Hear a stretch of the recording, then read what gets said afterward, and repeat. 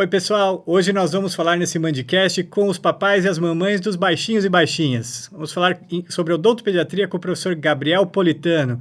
Vamos falar sobre prevenção de cáries, sobre o que tratar durante a gravidez, vários assuntos dentro da odontopediatria. Se você quer ouvir mais sobre isso, vem para esse Mandicast que eu te explico.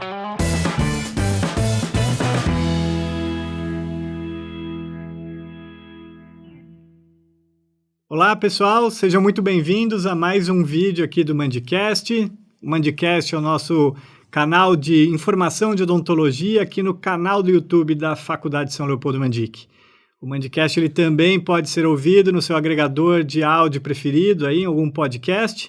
Então, fique sempre atento com as nossas novidades aqui. Muito obrigado por compartilhar conosco. Toda terça-feira temos um novo vídeo. E o vídeo de hoje que nós vamos gravar aqui para vocês vai ser um vídeo muito bacana. Então, aqui a presença hoje do professor Gabriel Politano. Nós vamos falar com os baixinhos e baixinhas do nosso Brasil. Então, vamos falar sobre odontopediatria com o professor Gabriel Politano, professor da Faculdade São Leopoldo Mandic. Professor Gabriel, muito obrigado, professor. Obrigado, eu que agradeço pelo convite. O professor Gabriel ele é especialista em odontopediatria, mestre em odontopediatria pela São Leopoldo Mandic e doutor em ginecologia e obstetrícia pela Unicamp.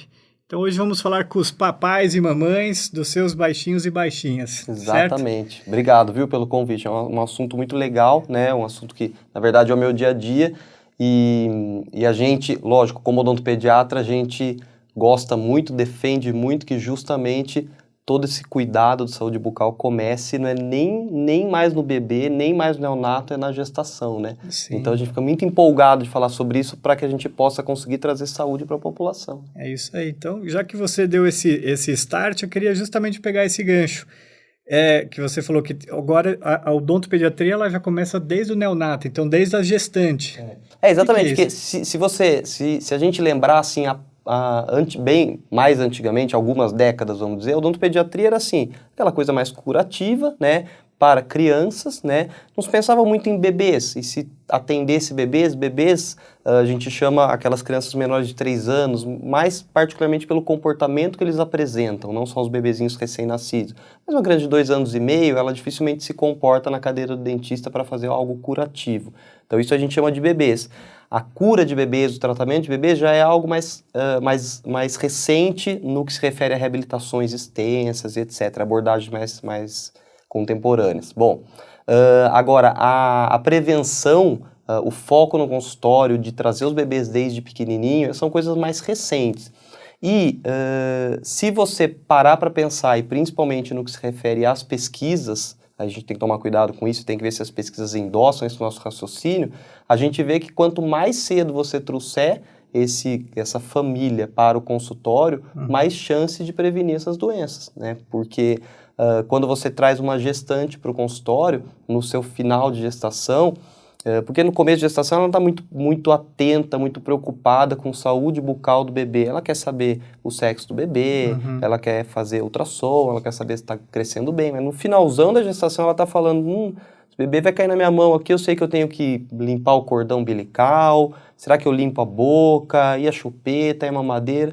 Pronto, se a gente pega uma criança no consultório com 1 ano e meio, pode ser tarde para tudo isso. Quantas crianças a gente não pega em consultório? Crianças de todos os níveis socioeconômicos com cárie, com 1 ano e meio, com alteração de mordida, né, alterações ósseas, por uso inadequado de chupeta, por exemplo, que se tivessem recebido orientações no finalzinho de gestação, uma conversa simples, de 15, 30 minutos, a gente conseguiria dar umas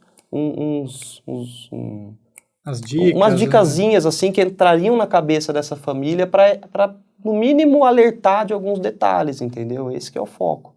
Então, esse atendimento pré-natal é para passar essas informações de como cuidar da chupeta. Perfeito, desculpa te interromper, vamos dividir em dois, assim. A gente divide o pré-natal odontológico, que a gente chama, isso não é uma invenção de dentista, nada, isso só para você entender, né, esse cuidado com a saúde bucal de gestante, ele é endossado pelo Ministério da Saúde. Aliás, se a gente entrar no Google e digitar lá caderneta da gestante, da ANS, da Agência Nacional de Saúde, vai lá cair uma caderneta que é a carteira de pré-natal exemplo para os obstetras praticarem, com todas as informações médicas, e tem uma página lá só com odontograma mesmo, com o número dos dentes e tal, e uma página inteira sobre saúde bucal. Só que essa caderneta é para o obstetra preencher, e é óbvio que ele não vai preencher isso, não tem a competência nem a obrigação, mas também é óbvio, portanto, que se isso consta lá é porque essa gestante tem que ir ao dentista. Aí se você pensar na Federação Brasileira de Ginecologia e Obstetrícia, se você for para a Academia Americana, todas endossam isso, por quê? Porque a gente sabe, então, aí, entrando na parte da gestante, que a saúde bucal da gestante é muito importante, né? A gestante, primeiro, ela tem uma predisposição para desenvolver gengivite, periodontite na gravidez, pela questão hormonal, e ela, independente dessa predisposição, se ela tiver uma infecção periodontal, as pesquisas associam isso com o aumento do risco de praticamente 3 complicações obstétricas, que é o parto prematuro, um bebê com menos de 2,5 kg, um bebê de menos de 37 semanas, um nascimento de baixo peso, que é menos de 2,5 kg, nem sempre eles são juntos, né? Comumente sim, e a pré-eclâmpsia, que é a alteração bem grave, que é que mais leva à morbimortalidade materna e fetal no mundo inteiro, e também está associada à periodontite. Então, todas as últimas revisões temáticas e meta-análises de 2019, inclusive, nos mostram essa associação.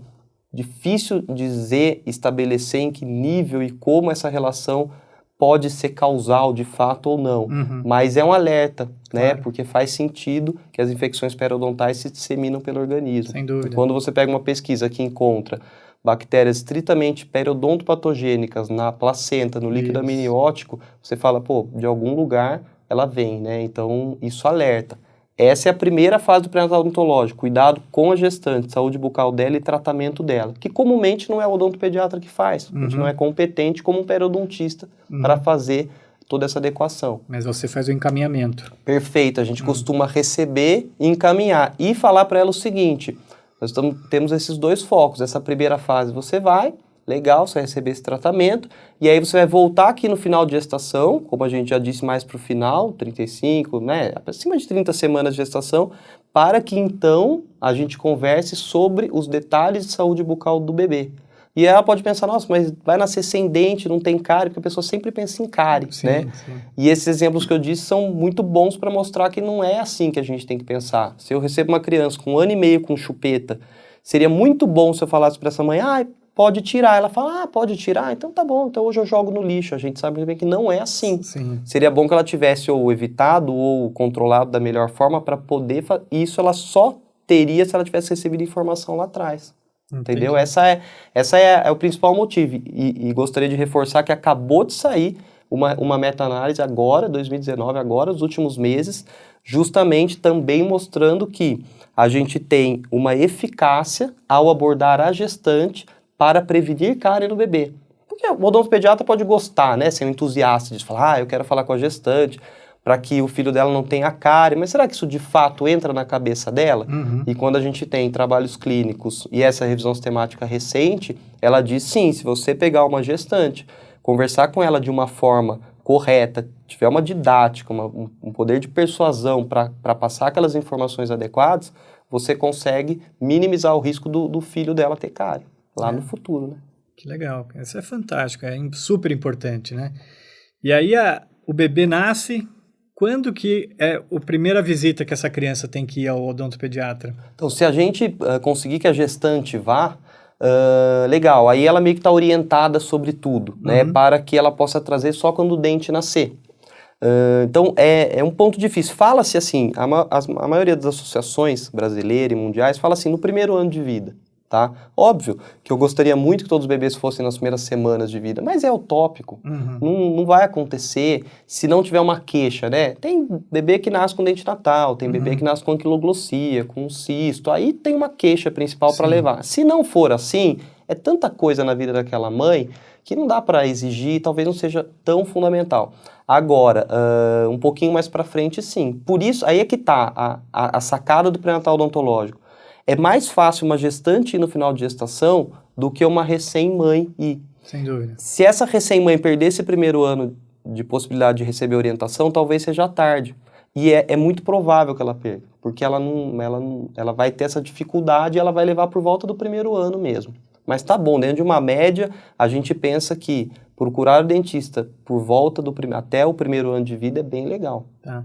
E como é que está hoje?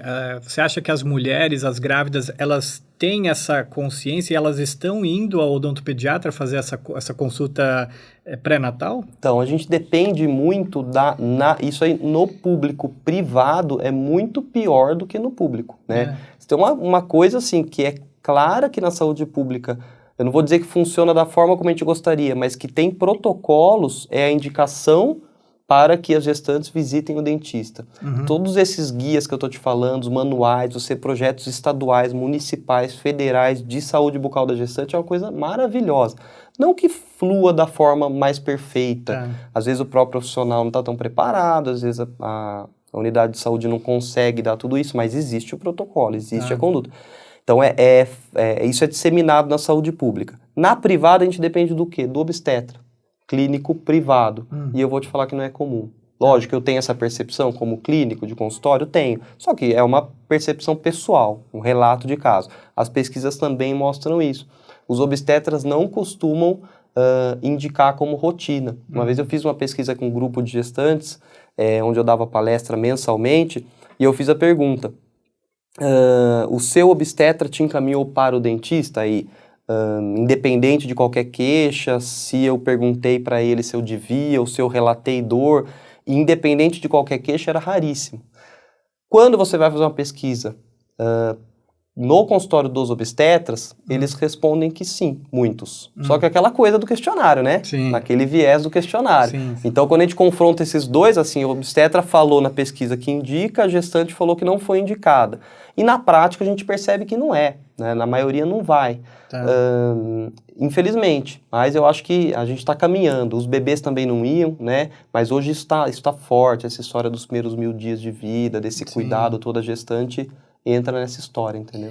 E aí, cabe uma atuação, talvez, dos dentistas junto aos obstetras para fazer esse entendimento e chegar no entendimento de que o encaminhamento da gestante é importante também? Exatamente, é super importante. Então, o legal é que todos os colegas, por exemplo, que ouçam, e sempre que eu vou dar aula sobre isso, eu comento, eu instigo os colegas a justamente montarem um portfóliozinho, mostrarem o que tem, com evidências científicas de revistas de ginecologia e obstetrícia das melhores do mundo, não é revista de odontologia que mostra essas coisas que eu estou falando só, ou diria que até, às vezes, a maioria, dependendo do assunto, está em revista de obstetrícia, de modo que é muito simples chegar para o obstetra e falar: ó, tá vendo a importância, né? Isso é uma coisa que tem que estar na sua rotina.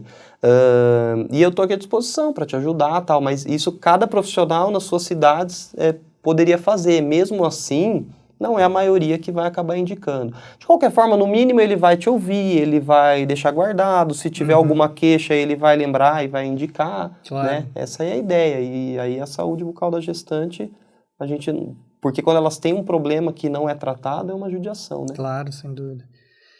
Bom, e aí essa criança nasce, esse bebê nasce, e aí começa a nossa primeira preocupação dos pais e aí dos odontopediatras é com a prevenção e com a cárie. Como que a gente está hoje se preocupando e prevenindo a cárie com inteligência? É bem legal isso, porque assim, ó, graças a Deus a cárie não é difícil de ser prevenida, né? E para toda a família que eu tenho no consultório, eu explico, né? Eu falo: olha, a gente tem uma geração viva, né? Bisavós, avós, mães, pais e filhos extremamente discrepantes, né? A gente tem vivos com dentadura e a gente tem vivos que não vão ter cárie na vida.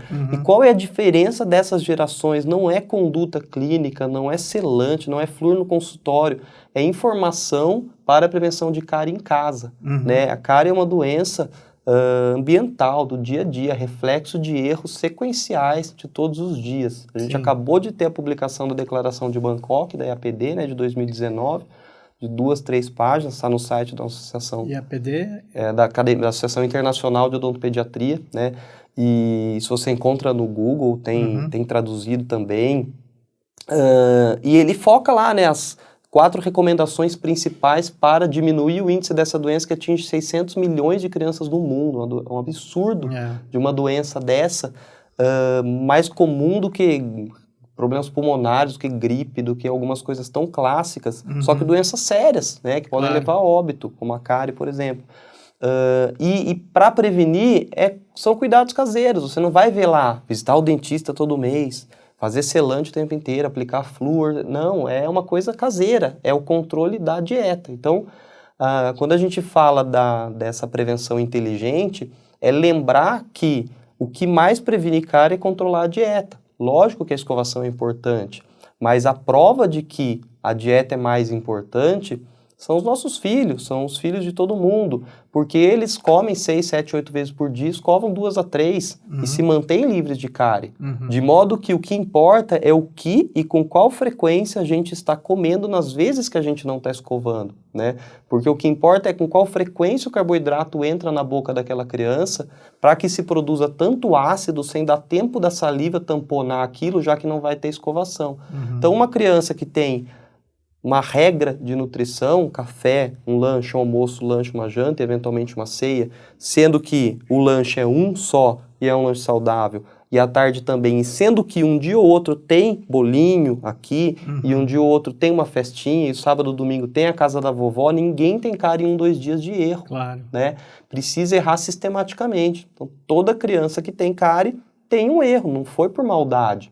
Pode acontecer na minha casa com algum filho meu, mas eu vou ter que encontrar um erro que está dentro da minha casa todo dia acontecendo, que é o mais difícil de curar, né? Porque quando o pai está lá com a criança com cárie, eu falo, legal, vou fechar o buraquinho aqui, não está nada tratado, só o sinal da doença, só o buraquinho, porque se continuar acontecendo o que fez aqui, amanhã é aqui, é no mesmo de novo, vai no outro e vai no outro. Então, a doença tem que ser tratada em casa. Então, a gente foca essa consulta na conversa com os pais. De mudança de hábito alimentar. Total. Tanto que e lógico, lembrando, né, não é para menosprezar a escovação, porque às vezes sou tão empolgado em falar desse negócio da alimentação, que até dá, às vezes, essa impressão. É, no mínimo, 2 escovações com pasta fluoretada acima de 1000 ppm por dia, no mínimo, óbvio. Para que justamente a gente compense esses pequenos erros. Que se forem pequenos, tá jóia. Se forem grosseiros demais, ou se escova muito mais, ou vai ter cárie. Claro. Né? E aí, uma das outras alternativas que a gente usa dentro da prevenção da cárie é o flúor. E o flúor vira e mexe, ele está nas suas polêmicas, né? Então, tem aquele, assim como tem os grupos anti-vacinas hoje, nós temos os grupos também que condenam o flúor e disseminando, por vezes, informações inverídicas de que o flúor causa inúmeras doenças, enfim. Então, como que vocês trabalham com essa polêmica do flúor com os pais? É difícil até às vezes, viu, Marcelo? Dependendo do público, porque assim, bom, primeiro a gente sabe que realmente a gente não tem uma comprovação de que o fluoreto, na forma que está, na concentração que está nas pastas, usado da forma que traga alguma repercussão sistêmica, exceto a fluorose. A fluorose é comprovado se for ingerido em alta frequência por vários dias seguidos, todos os dias em alta concentração, né? Tudo bem. O resto não tem comprovação. E o flúor é muito importante. E quando os pais perguntam, vai aplicar flúor no consultório? Eu falo, olha, posso até aplicar, o seu filho tem um baixo risco, se alimenta bem, o flúor é tão importante que não sou eu que aplico, é você. Porque ele tem que estar na boca todo dia. Então a aplicação do flúor é sua, é via pasta. A minha aqui, para crianças de baixo risco, não faz sentido nenhum. Então, comumente, eu não aplico nas crianças, explico para os pais. Legal. Só que aí tem os pais que não querem usar em casa, porque tem uma filosofia pessoal. E eu tenho que respeitar. Claro. Eu tenho que ser empático. Quem sou eu para ditar o que cada pessoa quer de filosofia de vida? Só que eu sou obrigado a dizer que não há comprovação de malefício, primeiro, e segundo, que se eu não jogo esse flúor de manhã e à noite, eu tenho que depender mais dos meus acertos. Tipo, se uma criança que joga flúor de manhã, almoço e à noite na boca pode se dar ao luxo de escovar tecnicamente um pouco pior, de beliscar um pouquinho mais e se manter sem cárie, é porque esse flúor foi aplicado para ajudar a prevenir cárie, foi aplicado à noite para ajudar a recuperar a cárie microscópica, né, se assim a gente pode chamar. E se eu não tenho flúor, eu vou depender muito mais de fazer a escovação tecnicamente perfeita e de ter uma dieta mais rigorosa quanto a evitar os carboidratos. É isso que eu tenho que deixar claro para os pais, ou seja, fique à vontade para não usar, mas fique alerta porque o maior protetor caseiro que você tem para a cárie e você não quer usar. E tem todo o direito, né? Claro. Mas também, a gente tem que fazer necessariamente, a gente então não precisa aplicar necessariamente o flúor em todos os pacientes. No consultório? Não, o profissional não. O profissional a gente sabe que ele traz o seu benefício. Primeiro, assim, se você pegar a última revisão sistemática sobre isso, do grupo da professora Marinho na Cochrane, você vai ver de 2015, você vai ver que assim, para a dentição decídua, há dúvida se há algum efeito. Se você pegar o trabalho do grupo da professora Branca, agora do Rio de Janeiro, na Caries, de 2019, o verniz de flúor também. Se ele tiver um efeito para prevenção de cárie, assim, é titiquinho. Volta para aquela história, o negócio é o dia a dia do flúor da pasta. Suponha que eu queira, tudo bem. Só que ele é um complemento, eu tenho que deixar isso claro para os pais. Ele é só um algo mais. Se a aplicação profissional de flúor prevenisse cárie, pô, era fácil, né? Não claro. seria. Na escola pública, aliás, às vezes se aplica muito flúor, todo mês.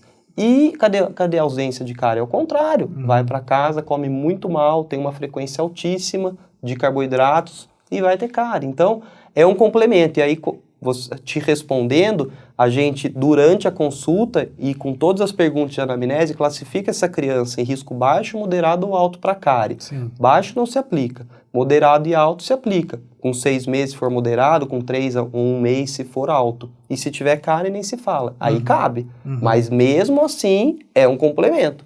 Tem que consertar os hábitos, porque não vai ser ele que vai corrigir. Mas o dentifrício fluoretado é uma indicação. Aí, sem dúvida. Aí é que tá. De tão importante que é porque ele tem que estar na dinâmica da cárie. Ele não pode ser semestral, trimestral. Né? Ele tem que estar na dinâmica todo dia brigando contra os pequenos erros. Então, de tão importante que é a mãe que aplica, não é a gente. A mãe, não o pai, né? Porque dá trabalho às vezes. Sem dúvida. E a técnica de escovação, ela é importante também? Sim, é importante. Lembrando que quando a gente foca na escovação, a gente foca na remoção do biofilm, né? E legal, muito para a prevenção de gengivite, principalmente, que acontece muito mais na dentição mista, permanente. Nos bebês, eu posso te afirmar, né? Poucas mães escovam tecnicamente bem. Porque muitos bebês dão muito trabalho. Sim. Graças a Deus, o foco da prevenção está na dieta e no flúor da pasta. Porque se a gente dependesse de 3 escovações bem feitas na boca de um bebê de 1 ano e meio, 2 anos, que grita e tem que ser contido, todos teriam cárie, né? Agora, óbvio que a gente foca que seja o melhor possível. Claro. Então, a gente mostra para os pais, a gente faz o movimento, mostra para eles a melhor forma de estabilizar se a criança der muito trabalho, mas a gente sabe que, graças a Deus, a dieta manda bem. Tá. E de quanto em quanto tempo que é recomendável essa criança, essa bebê, enfim, e fazer uma visita ao odontopediatra? Também depende do risco, né? Eu sempre comparo com outras doenças.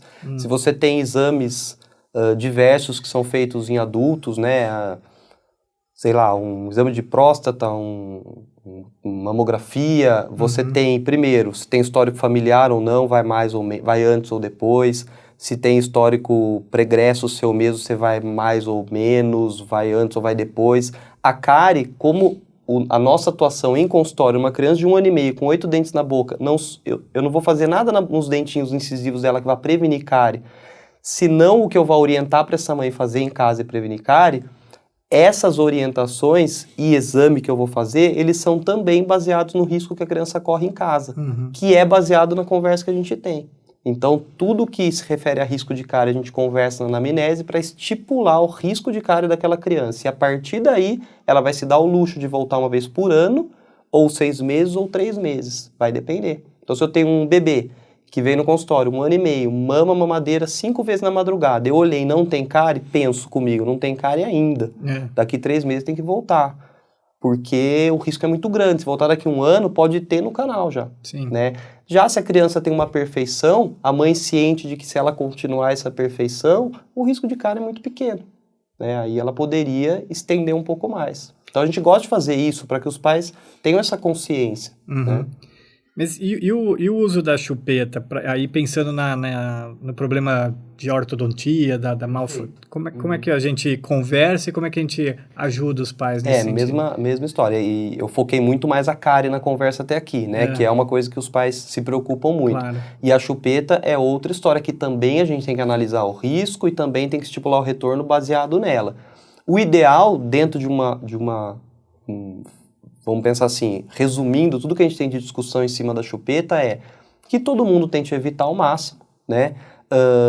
Principalmente no primeiro e segundo mês de vida, se quiser fazer um aleitamento, se estiver fazendo, que é o ideal, para que a gente evite aquela tal confusão de bico, que é uma suspeita de que exista, né? O bebê pega a chupeta e talvez ele desestimule do aleitamento. Pronto, evitou os primeiros e segundo mês, tenta evitar para sempre, mas se colocar extremamente regrado, principalmente para dormir, tirar durante o dia, criança acordada, para que se evite o hábito, porque assim, até entre 1 e 2 anos tem que ser tirada totalmente. Eu posso ter péssimos exemplos de crianças que usam até 3 anos o dia inteiro e não tem alteração? Posso, tem pessoas que fumam até 90 anos e não tem nada, Sim, né? sim. Mas são os exemplos ruins, né? E é sempre exceção também, né? Exceção, o que a gente tem que dizer é assim, mas o risco é altíssimo. Relação de chupeta durante o dia até os 2, 3 anos e mordida aberta, cruzada, é altíssimo, altíssimo. Então, vale muito a pena evitar isso, né? E tentar evitar, porque tirar nem sempre é fácil. Sim. Muitos pais vivenciam isso, eu vivenciei, né?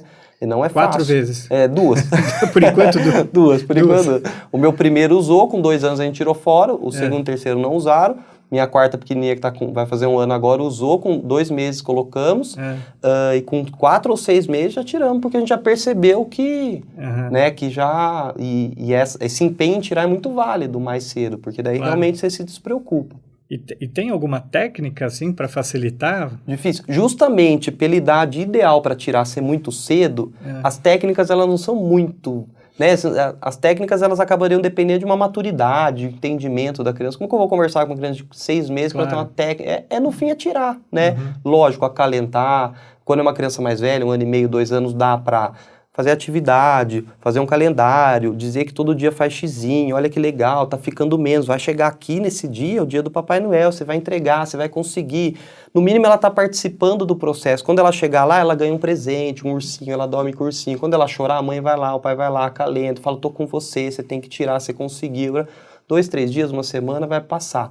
Então, eu tenho que ser empático com essa criança, eu tenho que ajudá-la psicologicamente, mas não frustrá-la, ou frustrá-la de forma zero, não existe praticamente. Sem dúvida. Né? Então, eu tenho que ser o mais agradável possível. Claro. E também, acho que ficar fazendo uma chantagem com a criança e fazer uma coisa disruptiva também não é o ideal, né? Difícil. Não é o mais ideal. O ideal é... Às vezes dá vontade, né, Marcelo? Né? E você sabe muito bem, como pais, sim. Às vezes a gente tem vontade a gente tem nossa vida, nossas dificuldades, e dá vontade da gente jogar tudo pro alto, né? E já ser uma coisa mais autoritária, né? Mas não é o ideal. Hoje o que se tem de estudo, né, sobre a disciplina positiva, sobre o estresse tóxico da criança, algumas coisas que, da forma como a gente tem que lidar com essa cabecinha que está em formação, com esses neurônios, tudo, o ideal é a gente ser o mais tranquilo possível, o que não significa liberdade de escolha para a criança, muitas coisas, significa a forma de abordagem para tomar de decisão e a tranquilidade do adulto frente àquela criança, o que é difícil, né? Não é fácil, mas é o que a gente tem que tentar. E você mencionou que você teve 2 dos seus filhos que não usaram chupeta. Como é que um pai consegue não... Então, eu vou te falar que, eu não lembro se nos 2, mas a gente até tentou, porque a gente sentiu necessidade. E aí é que tá, não tem como criticar a família que sente necessidade. A necessidade, às vezes, não tá na criança. Tá nos pais, às vezes, né? O meu primeiro usou porque ele chorava muito de madrugada. A gente é primeiro filho, não sei se a gente errava alguma coisa, mas assim, era uma coisa que a gente estava precisando, que a gente não aguentava. E dava um tempo lá, meia hora, 1 hora de sossego, pronto, a gente precisou, usou. Depois a gente vai ter que remover. Legal. Agora, tem muitos bebês, e a gente ouve isso muito em consultório, que os pais falam essa frase, bem que eu tentei. Quando eu pergunto, e aí, usa chupeta? Usa chupeta? Bem que eu tentei, doutor, mas assim, não pegou de jeito nenhum. Eu falo, é inteligente a criança, né? Porque é o ideal, mas às vezes a gente precisa, né? E não tem como você negar que isso pode acontecer. Agora, sempre tendo em mente de que se puder evitar, é melhor. Lembrar que tem várias formas de tentar tranquilizar uma criança, né? De outras maneiras e tudo mais. Mas não tem como julgar, cada família é uma, cada momento de vida é um, né? Sem dúvida. E sobre os selantes, que a gente tocou brevemente nisso, é importante, faz ainda a necessidade de selar os dentes? Legal, faz sentido, é uma técnica preventiva bem aceita, bem comprovada também pelos últimos estudos. eu jogo ele no mesmo pacote do flúor profissional. Eu não, né? Eu jogo, mas não sou eu, é a ciência. É a mesma história. É totalmente errado eu receber uma criança de 3 anos no meu consultório com excelentes hábitos, que usa pasta com flúor, que escova o dente, que a dieta é boa, que é muito comum, e falar para a mãe para eu selar os 8 molares. Isso é um absurdo, isso é uma iatrogenia, um sobretratamento, custoso para os pais, ruim, desnecessário, tudo errado, né? Tudo errado. Diferente daquela criança que vem com cárie. Então, uma vez que a criança tem a doença instalada, eu sei que os pais não vão mudar o hábito amanhã, eu posso falar, eu vou proteger os próximos que seriam cariados, que comumente é na superfície oclusal. Aí eu faço. Mas quando os pais vêm pedindo o selante, o que é extremamente comum, eu falo, pega esse dinheiro, geralmente é a mãe que vem, vai comprar uma bolsa, vai no shopping, gasta dinheiro no sapato, porque se eu não vou selar um dente, eu tenho que selar os 8, se tiver o primeiro molar, eu tenho que selar os 12, por que eu vou discriminar um ou outro, né? Claro. Isso custa dinheiro, isso custa sessões na cadeira, e isso, no seu filho hoje, não serve para nada. Exceto se ele tiver uma lesão de cárie, uma doença, maus hábitos, ou se ele tiver alteração de formação, hipomineralização dos molares é muito comum, aí faz sentido, entendeu? Se não, os pais têm que entender que é uma superfície das 5 de alguns dentes que estão protegidas um pouquinho pelo selante, que pode quebrar, que pode infiltrar. Claro. Então também não é a solução é explicar como se prevenir cárie em casa. Claro.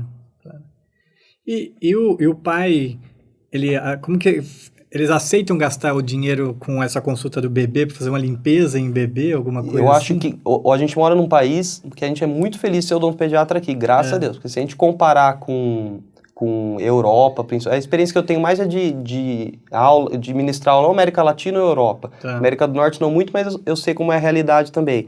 Eu vou te dizer, né, as alunas, ex-alunas de Portugal, por exemplo, comentam, a gente tem grupos e conversas sobre a dificuldade que é trazer uma gestante e um bebê sem cárie no consultório. Geralmente eles esperam ter a doença mesmo. Então, aqui no Brasil, na América Latina, alguns países, principalmente na América Latina, sim, eles vão, eles levam, eles querem prevenir, eles se preocupam com a saúde bucal e eles entendem essa consulta que a gente está fazendo aqui, é muito do que eu estou fazendo aqui, é o que eu falo com os pais, eles entendem que isso, mesmo que seja particular, se eles colocarem na ponta do lápis quanto isso sai por mês para que eles aprendam a prevenir essas doenças na boca dos filhos, não se preocupem nunca mais, é muito barato. Claro. Então, eles conseguem entender, desde que a gente consiga explicar. Por isso que o profissional não pode ser o odontopediatra que faz prevenção em bebês, ele não é técnico, não é assim, oi, tudo bom, vamos lá, senta na cadeira e sai escovando o dente do bebê e vai embora sem falar nada. É o contrário. É o que eu chamo do método 90-10. É 90% do tempo aqui, no escritório, conversando. Vou lá, escovo um pouquinho, limpo, não tem nada, volta, vamos conversar e vai prevenir cárie com felicidade, entendeu? Maravilha. E ultimamente a gente tem ouvido falar bastante, né? Assim como tudo na odontologia, tem evoluído muito, né? E a técnica de mínima intervenção agora também é uma das coisas que tem se falado muito. Eu sou um caso que eu tive sobretratamento, né? Aquele pigmento de sulco que passa a broca lá e coloca um amálgama em cima de todos os molares ali. Hoje a gente está aqui vendo e a odontopediatria está falando sobre mínima intervenção, né? O que é? Como é que funciona? Muito, e a gente pode ressaltar que aqui a São Leopoldo é uma das escolas que o seu mestrado, né, coordenado pelo professor Imparato, é um professor que tem muitas linhas de pesquisa na mínima intervenção, aqui no mestrado, doutorado da São Leopoldo. Uma coisa muito importante, porque isso gera pesquisa e conhecimento para que os clínicos atuem. E significa exatamente isso, tentar entender o que é a doença, o que é aquela lesão e atuar da forma menos invasiva possível. Então, hoje a gente sabe que lesão de cárie, ela tem o seu tecido que pode ser removido, mais amolecido, e não tem que tirar até a dentina gritar, senão você pode expor a polpa, e você consegue fazer isso é mais do que comprovado. Você tem até selamento de lesão de cárie em terço externo de dentina, né? Você tem uma microentrada no esmalte, uma lesão radiográfica no início da dentina, você não precisa nem passar broca nenhuma, é só selar, com comprovação, exame clínico, randomizado, tudo. Isso é muito legal para que o consultório também fique uma coisa mais tranquila. Porque ter que anestesiar, isolar, passar a broca, fazer uma resina num bebê ou numa criança é muito mais difícil que eu colocar um ionômero por cima daquela microcavidade. Desde que eu tenha evidência de que isso funcione da mesma forma, é muito mais agradável e tranquilo. E a mínima intervenção tem provado que muitas coisas podem ser feitas com qualidade vão dar certo. Essa que é a ideia, entendeu? Mas os clínicos, eles aceitam bem essa ideia ou tem gente que resiste a isso? Tem gente que resiste, mas vou te dizer que o odontopediatra que atende crianças e bebês no consultório, ele nem é tão difícil de aceitar, ele até vai gostar de aceitar, claro. Porque é uma dificuldade lidar com o bebê, né? Claro. A gente tem que restaurar um bebê de 2 anos e meio, 2 anos, 1 ano e meio, é sob contenção, estabilização protetora, abridor de boca, chorando, segurando, anestesiando, é tenso. Se eu tenho evidência científica de que algo muito mais simples eu posso fazer, eu vou fazer. Então, o odontopediatra é fácil. Há discussões, às vezes, com grupos de colegas que atendem adultos, ou dentística, ou de endodontia, mas aí vai depender muito de escolas. A questão é que a gente gosta de ver ciência, claro. O BIMED, né? A gente vai lá e vê o que tem, e a gente sabe que, apesar de filosofias, a gente consegue trilhar esse caminho, que não é de dente de leite, isso é de dente. Isso né? que eu ia perguntar. A mínima intervenção, ela serve para... O RT, ele surgiu lá atrás para permanentes, foi para tecido, né? Ele serve para qualquer um. É que o odontopediatra desenvolve muito essa linha, essa filosofia, até por necessidade mesmo. Então, o odontopediatra, apesar de alguns não concordarem 100% com tudo, às vezes é uma questão de entender, de estudar e de aceitar mesmo. Então não precisa mais do grito da dentina. De forma nenhuma. Pelo contrário. Pelo contrário, deixa ela quietinha. Isso é impressionante o tanto que a odontologia mudou e de pouquíssimo tempo para cá, né? Pouquíssimo, porque, exatamente. Nossa, eu sou esse caso do black aí, né? Da extensão.